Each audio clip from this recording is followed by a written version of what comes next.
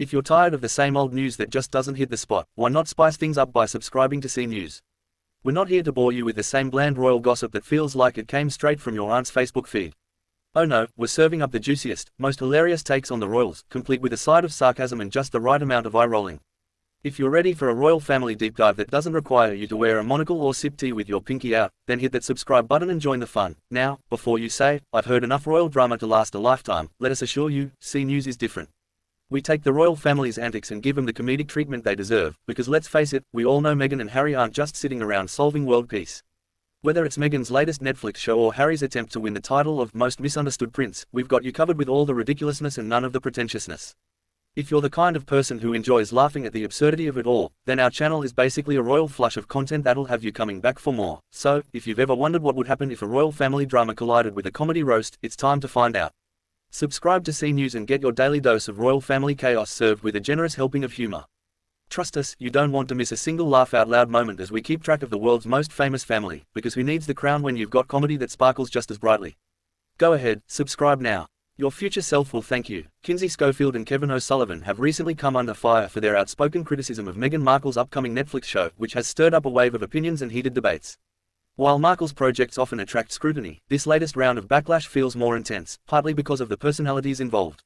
Schofield, known for her outspoken stance on royal matters, and O'Sullivan, a seasoned media critic, have been accused of taking their criticisms too far, turning what could have been a simple commentary into a full-blown public tirade. Their apparent disdain for the project has sparked a conversation on whether critics are pushing their own agendas at the cost of objectivity. Schofield, who has previously made her name as a vocal royal commentator, has long been a critic of Meghan Markle's actions. However, her commentary on Markle's new Netflix series crossed a line for many. Schofield dismissed the project as nothing more than a vanity project for Markle, a way for the Duchess to continue exploiting her royal connections and personal story for profit. What seemed to bother Schofield the most was Meghan's ability to transform herself into a global media sensation. The idea that a member of the royal family could leverage their name for such personal gain was something Schofield found particularly egregious. For Schofield, this show was a perfect example of everything wrong with Markle's approach to fame. Kevin O'Sullivan, too, added his own 2 cents to the conversation. A renowned media critic, O'Sullivan seemed to take personal offense at the idea of a Netflix show dedicated to Markle's life and struggles. According to O'Sullivan, the show was not only a self-indulgent endeavor but also a reflection of Markle's inability to accept the realities of her new life outside the royal fold. O'Sullivan argued that Markle was constantly playing the victim, spinning her narrative in a way that he felt was manipulative and self-serving. He believed that Markle was capitalizing on public sympathy to bolster her career, all while disregarding the true emotional weight of the issues she claimed to tackle. Both Schofield and O'Sullivan framed Meghan's show as an unnecessary extension of her already publicized grievances. They expressed frustration over the continued media presence of Meghan and Harry, feeling that their ongoing saga was being milked for every last drop of public interest.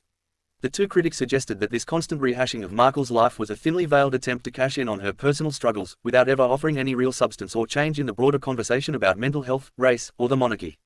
Their criticisms highlighted a growing discomfort with the way Markle had turned her personal narrative into a spectacle, yet, the backlash against Schofield and O'Sullivan has been swift and intense. Many argue that their criticisms are rooted in a deep-seated animosity towards Meghan Markle and her choices, rather than any genuine concern for the quality or impact of the show itself. Supporters of Meghan have pointed out that Schofield and O'Sullivan are two individuals who have made a career out of disparaging Markle, without offering any real critique of her work or contributions. Instead, they have chosen to attack her character, questioning her motives and labeling her every move as nothing more than a calculated media play. One of the more common responses from Markle's supporters has been the idea that Schofield and O'Sullivan are simply jealous of Meghan's ability to maintain a high level of public interest. Meghan Markle, despite leaving the royal family, has managed to remain a topic of conversation, keeping herself relevant through strategic media appearances and projects like her Netflix series. For many, Schofield and O'Sullivan's harsh reactions seem less like thoughtful critiques and more like a bitter, jealous reaction to Markle's success. The fact that these two critics have continued to dwell on Markle's life, almost obsessively, has not gone unnoticed by those who feel they should simply move on. Additionally, Markle's defenders argue that the critics have fundamentally misunderstood her intentions with the Netflix series. For Meghan, the show is an opportunity to tell her own story on her own terms, something she never had the chance to do while part of the royal family. The show is seen as a way to reclaim her narrative, something that many women, particularly women of color, are often denied. Meghan's decision to partner with Netflix, one of the world's most influential streaming platforms, was seen as a savvy move to reach a global audience and have her story heard by people beyond the UK tabloids. Some critics have even pointed out that Schofield and O'Sullivan's repeated focus on Meghan's personal life only plays into the very dynamics that they claim to be opposed to.